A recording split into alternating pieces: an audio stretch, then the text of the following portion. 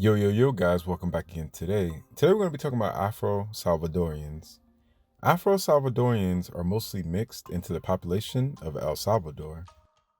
Majority of El Salvador's population is mestizo, which is a mix of European Spanish and peoples of the land like the Lenca. The European Spanish conquered and founded the capital city of San Salvador in 1526. Such people as the Lenca and their population would fall drastically in a short time. This is due to disease and explorers claiming land by force with Spanish permission. Slaves from Africa would replace such people as the Lenca, especially when sugar, indigo, mining, and cacao production started. In 1542, a royal ordinance known as the New Laws ended labor from natives in Spanish colonies. In 1548, the president would free all native slaves and suggested that Africans be brought to replace them. For the next 66 years, Africans would be brought into the country. Mining, indigo, and plantations are where they would be sent. Many of the Africans came from West Africa and Senegambia, and also partly from Angola, or what is modern-day Angola, and also what is modern-day Mozambique. During the colonial era, huge waves of Africans would not be brought into the country. This was due to expensive taxes and fees to import slaves and the 2-month season to harvest indigo. Also, the escaping of slaves and recapturing them began to be a problem. The city of San Vicente was established by Spanish European colonists and became an important center for the indigo trade. Africans would be brought here to work the plantations and the indigo fields. Other cities as well had slaves in them. Zambo communities, which is when an African and Amerindian mix, and mulattoes, when white and Africans mix, were created.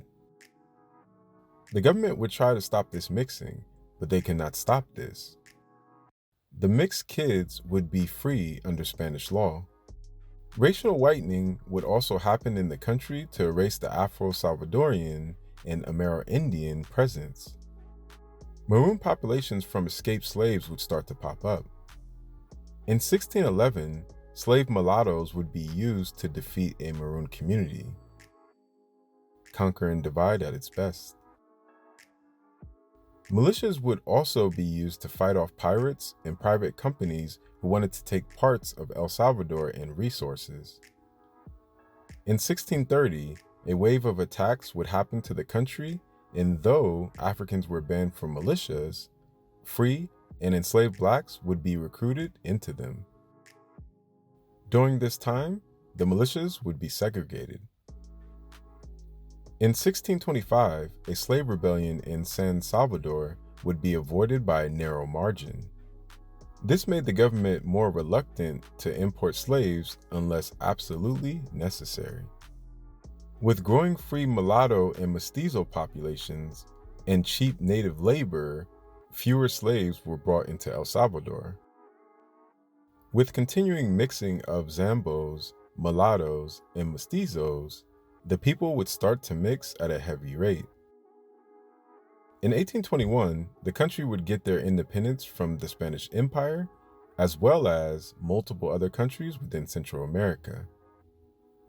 The First Mexican Empire would help annex some of these countries in 1822.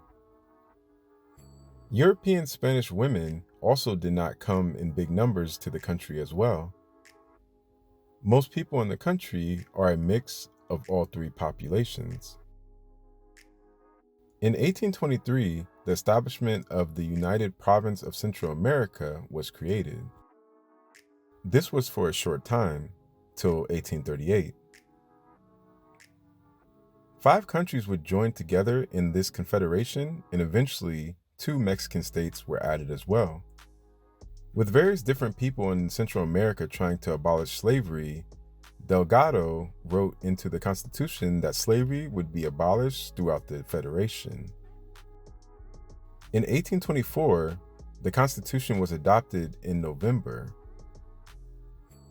March the next year, in 1825, the first president of the Federation, Manuel Arce, proclaimed the official end of slavery in Central America.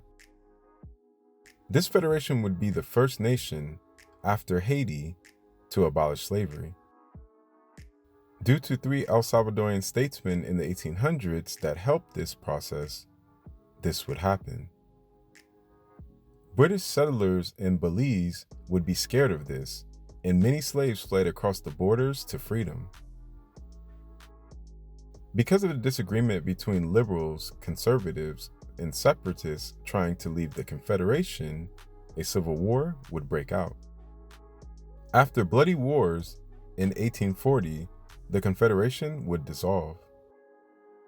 Influences in El Salvadorian music, such as the marimba instrument, has its origins in Africa.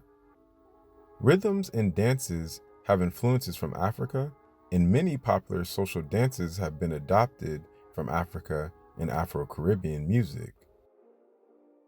Also, there are dances as well that are contributed and named after Black people that had came to El Salvador. So you guys, today we learned a little bit about Afro Salvadorians.